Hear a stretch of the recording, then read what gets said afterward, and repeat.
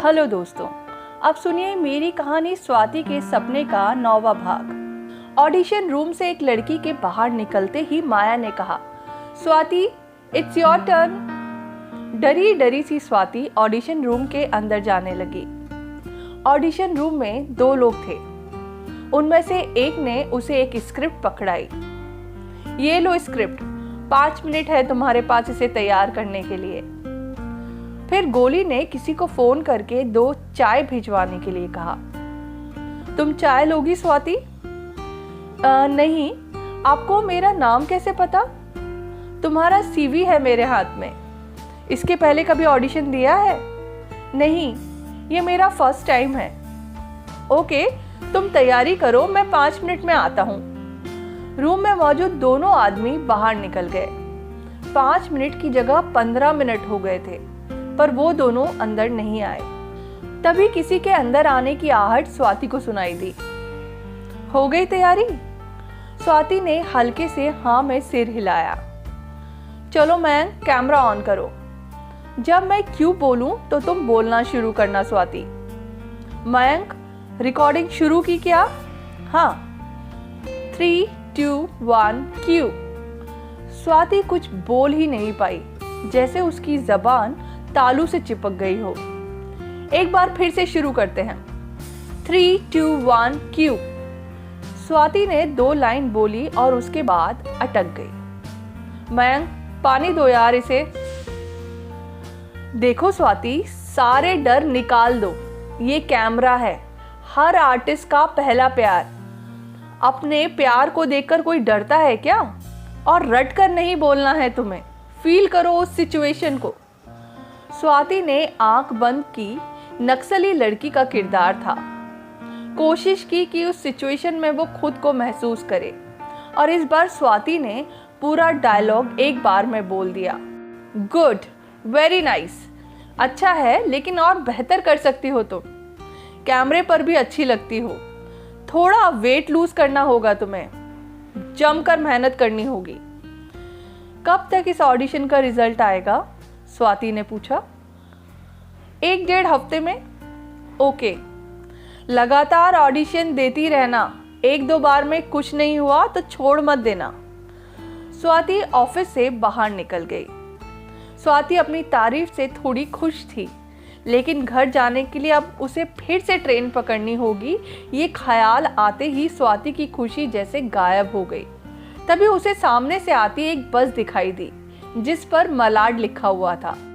हालांकि बस भरी हुई थी, लेकिन स्वाति को बस ज्यादा अच्छा ऑप्शन नजर आई और उसने बस पकड़ ली। शाम के 7:30 बज रहे थे। स्वाति ने बस पकड़ तो ली, लेकिन ट्रैफिक में जैसे बस रेंग रही थी। 2 घंटे बस में खड़े खड़े स्वाति बुरी तरह थक गई थी। वो रात करीब 9 बजे घर पहुंची। अब उसे समझ आ रहा था कि क्यों लोकल को मुंबई की लाइफलाइन कहा जाता है। स्वाति जब फ्लैट के अंदर दाखिल हुई तो नैना खाना खा रही थी। मुझे भी बहुत जोर से भूख लग रही है, मैं भी खाना लेकर आती हूँ। सॉरी यार, अंदर कुछ नहीं है। तुम थी ही नहीं, तो मुझे लगा शायद बाहर खाकर आओगी, तो सिर्फ अपने लिए ही बनाया था मैंने। स्वाति को मन में बहुत गुस्सा आया, लेकिन ये कोई अपना घर थोड़ी था जहाँ किसी पर भी गुस्सा निकाला जा सकता। स्वाति किचन में गई। खाना बनाने की हिम्मत तो आज उसमें नहीं थी। उसे मैगी का पैकेट नजर आया। उसने गैस पर पानी चढ़ाया और उसमें मैगी डाली और कपड़े चेंज करने बाथरूम में चली गई। जब बाहर आई, मैगी लगभग तैयार थी। उसने प्लेट में डाली और जल्दी जल्दी खाना शुरू कर दिया। स्वाति यार, मैगी जब खाती हो तो लाकर भी रख दिया करो ना। मैं कल ले आऊंगी। स्वाति की आंखों में पानी तैर गया। 10 रुपए की मैगी के लिए नैना ने उसे ऐसे बोल दिया, जबकि सपना से उसे पता चल गया था कि उसने घर का रेंट उससे काफी ज्यादा लिया है। लेकिन फिर भी स्वाति ने उससे कुछ नहीं बोला था, क्योंकि अब बोलकर कोई फायदा भी तो नहीं था।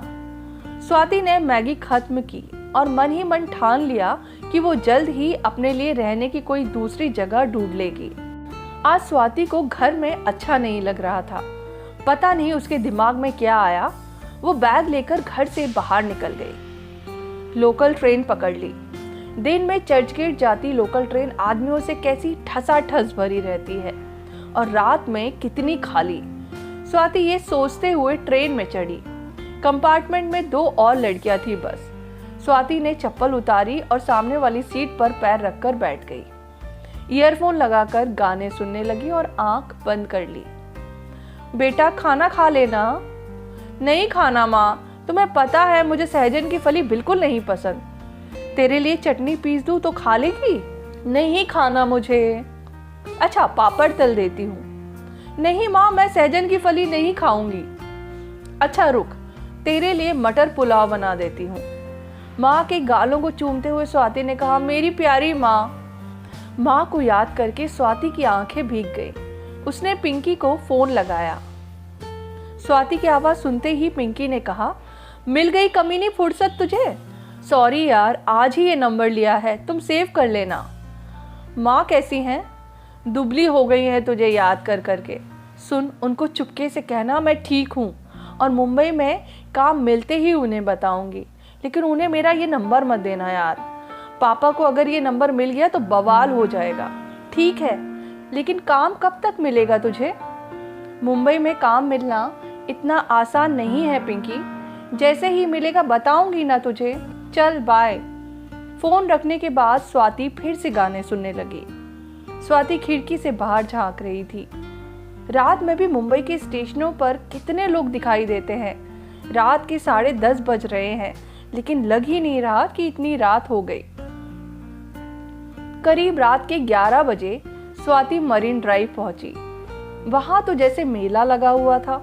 हर जगह लोग बैठे थे, कहीं ग्रुप में दोस्त, तो कहीं अपने में ही खोए जोड़े, तो कहीं इधर उधर सेल्फी खींचती लड़कियां। स्वाति खाली जगह की तलाश में आगे बढ़ती रही।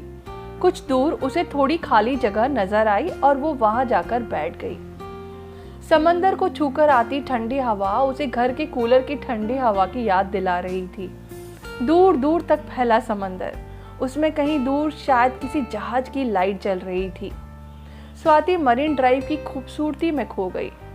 दिमाग में चलती उथल पुथल को वो समंदर की लहरों के साथ बांटती रही और जैसे उसकी बातें सुनने के लिए लहरें हर बार उसके और करीब चली आती।